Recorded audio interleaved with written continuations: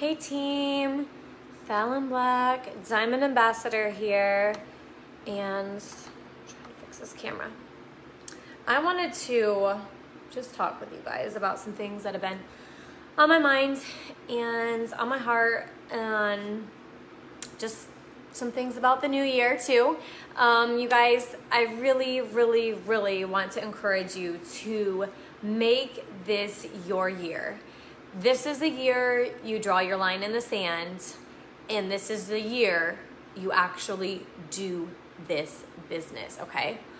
I wish I knew what year it was, but I was stuck between silver and gold, and it was January, and I was really gonna launch my business off, and I was gonna go up to Michigan, and I was going to do some launch parties, and I came back down, and nobody attended our parties. We invited several hundred people, nobody attended, and I decided I was going to draw my line in the sand that year on my way back home from Michigan down to Georgia, and nothing was going to stop me anymore.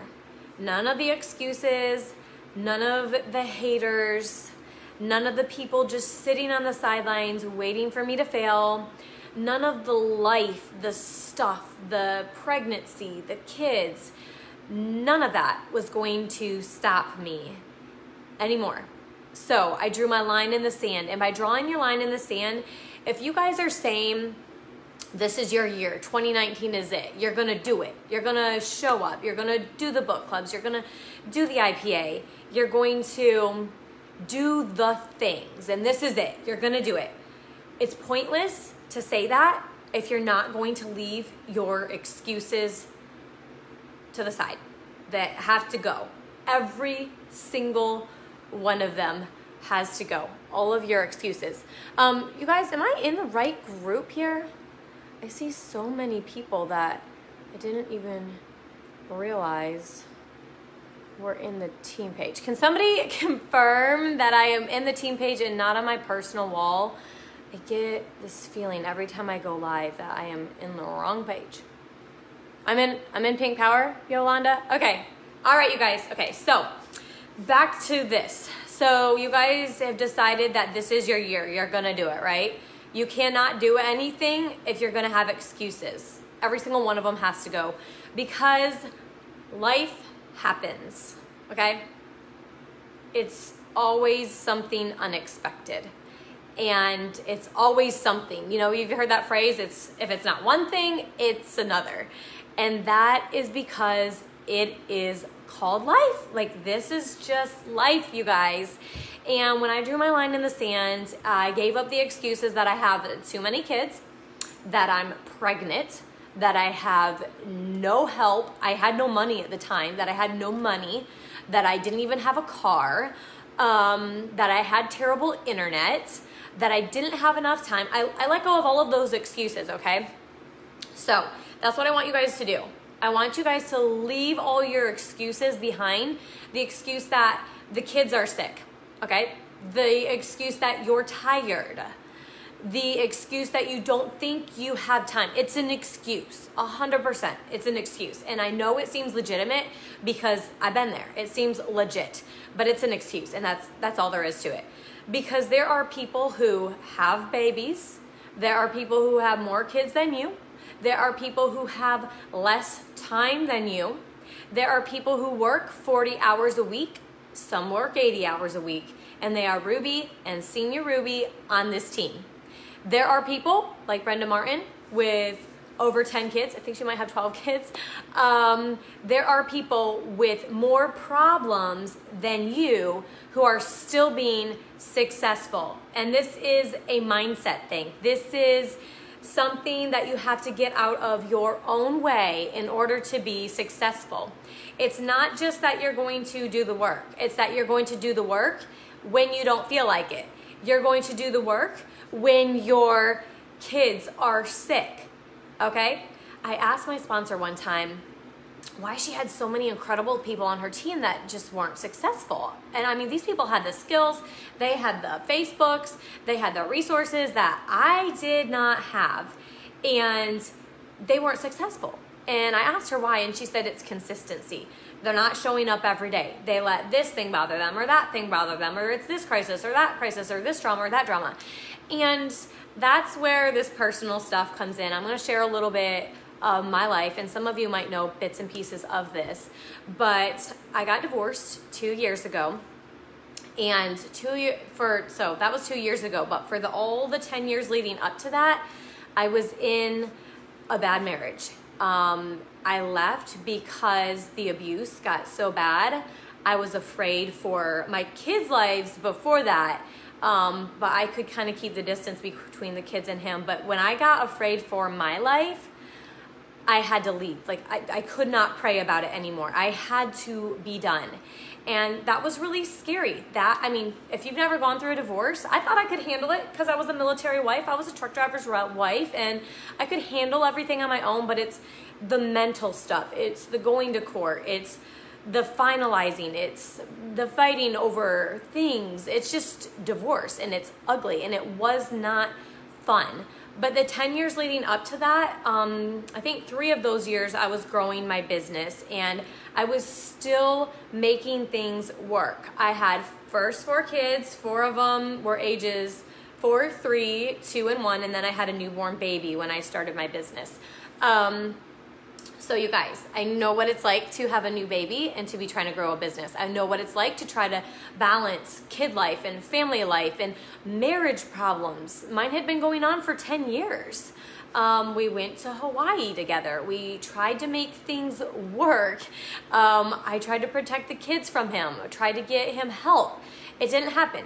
It ended up being a divorce, and that was hard. So I had my days. You guys, when you're going through hard things in your life, when you're going through life with sick kids or parents who are sick, or a family member, an aunt or an uncle who passes away, or your dog or your cat, these things happen. And one of the videos I love is Sonia Dudley's video. It's been out for years, Growing Your Business Through Hard Times, and it's on YouTube. And it's really, really good. And it was really good for me. Right after I got my divorce, I listened to that, and it just really spoke to me that we are still growing a business, and this isn't all about us. So you guys have seen me through these 2 years. You saw me on here making videos, talking to you guys in the middle of my divorce and in the middle of everything, because it's not all about me, and life happens. My kids get sick. My kids are naughty. My older 2 boys are preteens now, and they're about to be teenagers, and there's all the things that come along with that. I live away from all of my family except my sister, so they come down and they visit, and I have people coming in and out of my house all of the time. We all have things, but we have to show up. We still have to show up, and we cannot just drop the ball on our business, because if you view this as a legitimate business model, which it is, if you want to make more than a few $100s, which if you don't, that's fine. But my goal was to support my family, and so I wanted to make money so that I could do that. But if that is your goal, you cannot let life's circumstances keep you down, okay? I had bad days. I had days where I had to grieve, but I knew that I could not stay down in that grief. I had to come up out of it. So if I was having a day and it just felt like the world was on the weight of the world was on my shoulders, and I could not handle a single other thing, I would cry. I would take a step back. I wouldn't answer my phone. I would tell my leaders, I need your help right now. I cannot do this call because I'm going to burst into tears. So I wouldn't do it, but I would get back up the next day, because you cannot let the little things in life that happen, the things that could turn into excuses, you can't let it bring you down, because there are plenty of women and men who have grown their businesses through much harder things than I'm going through right now. I think of Jana Lee Hooten. She lost her daughter, two daughters in an ATV accident, and I believe she lost her husband too. You look at Alita Allen. Her husband passed away. She's a Sapphire, but her husband passed away the year I got divorced, so 2 years ago. And then over the last 2 years, she lost her dad and her mom. She just moved back up to Canada to be near her brother and her sister. I think she has 2 brothers and a sister. And she moved there to be close to her family. But she kept growing her business. You will still see her every Sunday night. She's singing. She is blessing other people through the hard things that are happening in her life. And I don't care what your hard thing is. It could be a child who doesn't want to listen, or they're doing things that you don't agree with. But you still work through those things, and you don't let that cloud overcome you and stay in that bad part of your life, because that's when it becomes an excuse. It becomes an excuse when there are other people who are able to grow their business and still have a testimony and ministry in their life during that hard time, but you can't. And it's mindset. I get asked, how was I able to live through a marriage like that for 10 years? How have I been able to stay fit, to raise happy and healthy children, to grow this business to $500,000 a year? How was I able to grow this thing with all the stuff that I've had to deal with?